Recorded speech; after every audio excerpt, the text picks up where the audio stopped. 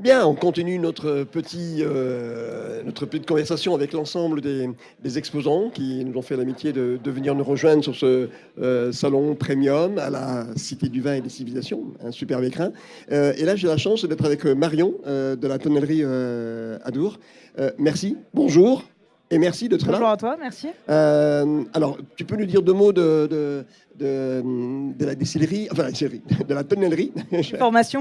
Oui, je vois que des distilleries partout. Voilà, de la tonnellerie, un peu d'histoire. Et est-ce que tu me disais tout à l'heure hors antenne, c'est effectivement que après cela, tu me parleras un petit peu de ce que tu fais en bas, ce que tu as proposé tout à l'heure. D'accord ? À toi. Donc déjà merci pour l'invitation. Donc nous en fait on s'est fondé en 1929, donc ça va bientôt faire 100 ans. À la base on était situé sur Condom, donc dans la Ténarèze, dans le Gers. Donc on était en plein milieu en fait du berceau de l'Armagnac. Donc on a répondu à une demande en fait assez forte des producteurs d'Armagnac dans les années 20-30 qui cherchaient des pièces de 400 litres, donc la pièce un peu iconique de l'élevage de l'Armagnac. Donc en fait on a répondu à cette demande en créant une tonnellerie, donc petite tonnellerie artisanale à Condom. Et force est de constater que le succès a été au rendez-vous puisqu'on a déménagé quelques années plus tard, donc sur Plaisance, donc à côté de Marciac, là où il y a le fameux festival de jazz. Ouais. Oui. Tout à fait. Donc on a déménagé là et en fait on s'est un petit peu agrandi et on a eu envie en fait de développer en même temps que l'élevage pour les vins, l'élevage pour les brasseries, l'élevage pour l'Armagnac, de toucher à d'autres un petit peu d'autres spiritueux alcool. Et notamment au whisky, au rhum, tout ce qui en fait a un lien assez important et tout ce qui rentre en ligne de compte de l'élevage avec nos fûts. D'autant qu'en fait nous on est en plein berceau de l'Armagnac mais en plein berceau des forêts Gascogne. Donc du chêne à grain moyen, pédonculé, des chênes qui sont extrêmement intéressants pour l'élevage de tout type de spiritueux et qui ont cette capacité d'apporter de la salinité, de la salivation et surtout d'arrondir les angles de spiritueux avec des alcools un peu puissants, un peu racés, quoi. Et comment tu travailles sur ces rhums qui sont un peu puissants, très racés? Sur la chauffe, j'imagine? Ou sur la taille du fût? Alors, beaucoup de paramètres qui rentrent en ligne de compte. Alors tout d'abord l'essence, donc le bois. Est-ce qu'on utilise du chêne américain qui va apporter un petit peu plus d'onctuosité, de sucrosité, donc chargé en lactone, en polysaccharides, qui va venir amener vraiment ce graissant, cet arôme, un vanille coco caractéristique des chênes américains.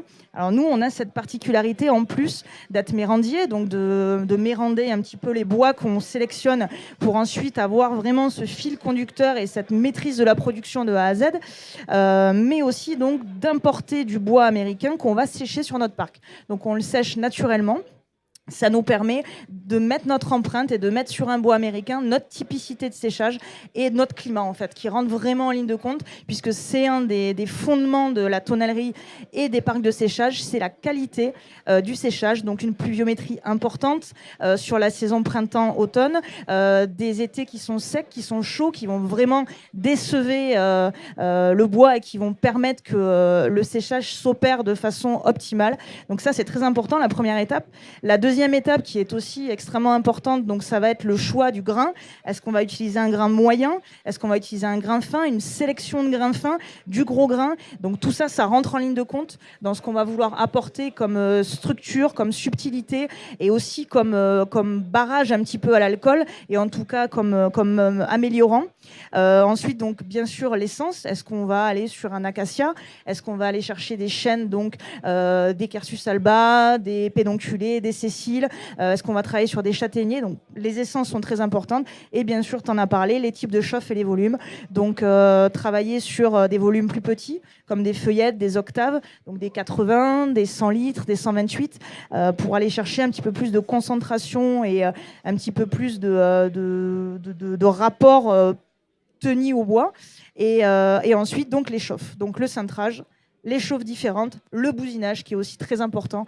Donc cette action de venir saisir un petit peu en fin de cuisson par une flamme un peu incandescente et créer un petit peu cette opacité, cet opercule un petit peu noirci à l'intérieur du fût qui va encore développer d'autres molécules aromatiques. D'accord.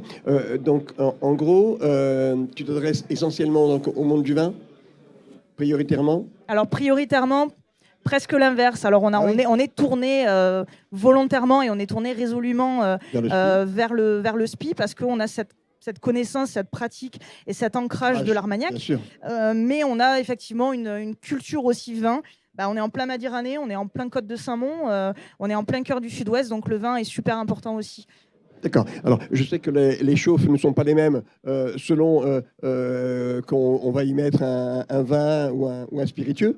Mais ce que je voulais savoir, est-ce que des fois tu as des appels d'offres ou tu as un cahier des charges d'une distillerie d'Armagnac, de Cognac ou même de Rhum qui te demanderait un assemblage de douelles, de grains différents, d'origines différentes, de chauffes différentes?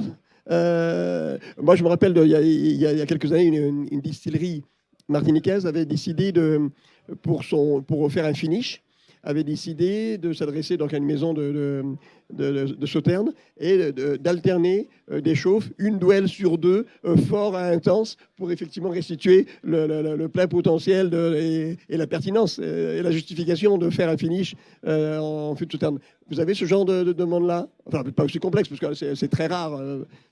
Voilà. Mais alors, oui, vos clients, non. C'est plutôt des chauffes... Alors, c'est rare, oui et non. Alors, c'est très rare dans le monde du vin où on est, même si on s'autorise quelques fantaisies, dans un classicisme un peu plus établi. Par contre, dans le spiritueux, et c'est ce que j'aime, moi, c'est cette audace de pouvoir aller chercher des complexités, des modalités assez différentes. On a des barriques qui sont proposées comme ça. L'avantage de travailler sur du sur-mesure, c'est qu'en fait, on a cette possibilité d'être réactif et de proposer autant de modalités différentes que de type d'essence qu'on a, de type de taille, etc. Donc, il n'est pas rare, effectivement, qu'on puisse, par exemple, travailler sur des chauffes légères au niveau du ventre, mais travailler les fonds un petit peu chauffés. On a aussi une spécificité qu'on utilise beaucoup sur notre chaîne de Gascogne et sur notre barrique qu'on appelle la Gascogne, c'est d'utiliser des douelles ondulées. Donc en fait, c'est un système de grattage qu'on a développé qui vient gratter l'intérieur de la douelle et qui va augmenter la surface de contact de 75%.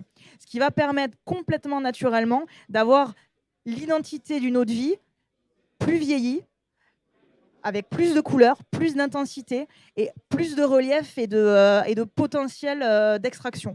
Donc vraiment, ça permet d'avoir l'identité presque d'un VS qui amènerait complètement naturellement, sans utilisation de colorants, sans utilisation de sucre, d'avoir voilà, un indice de dégustation à la limite d'un VSOP, voire d'un XO. Et c'est assez intéressant. Ouais. Alors qu'en fin de compte, il est beaucoup plus jeune, quoi. Alors qu'il est beaucoup plus jeune, et c'est juste ce système de grattage qui, optimisant la surface de contact, va venir amener cette amorce de vieillissement un peu plus prématuré. C'est très intéressant dans le monde du spiritueux. On l'utilise un petit peu pour renforcer cette matière empyromatique dans l'Armagnac, souvent sur ce qu'on appelle les élevages un peu starter, donc sur les 2 premières années, avant de passer le spiritueux dans des fûts roux pour venir continuer le vieillissement sans trop marquer la barrique. C'est un jeu d'assemblage, c'est de toute façon ce qui fait l'essence même des spiritueux, c'est les assemblages, c'est les assemblages de différents tonneliers. C'est très important d'avoir des chais avec différents tonneliers. Chaque tonnelier a son empreinte. Nous, on épaule le vin, on épaule le spiritueux, on participe au réassort du fruit, au prolongement de la bouche, à la verticalité, à la recherche de minéralité. D'autres ont des rôles plus structurants, d'autres plus tannisants, d'autres plus sucrants. Donc ça, c'est très important dans la complémentarité, la complexité des chais dans les spiritueux comme dans les vins. Écoute, on passait son temps à t'écouter tellement tu en parles bien et tu en parles avec passion. Merci en tout cas de ton passage. Merci d'avoir accepté de venir au Bordeaux-Sauron pour cette première édition. Je ne doute pas que vous avez des projets en termes de recherche et développement. Vous êtes tu peux nous livrer quelques trucs? Alors, du coup, ouais, on vient de monter donc avec Sylvain Delon, qui est notre directeur général depuis 2 ans et demi maintenant. On vient de monter un pôle recherche et développement, justement axé sur la recherche de développement en spiritueux et en brasserie. Voilà, avec les volumes, les grains, les types de chauffe et les formes de barriques. C'est un axe très important pour nous à développer. Merci beaucoup. En tout cas, Marion, merci encore et plein de bonnes choses pour l'avenir. Et à très bientôt. Bonne fin de salon. Merci à toi. Toi aussi. À bientôt. À bientôt.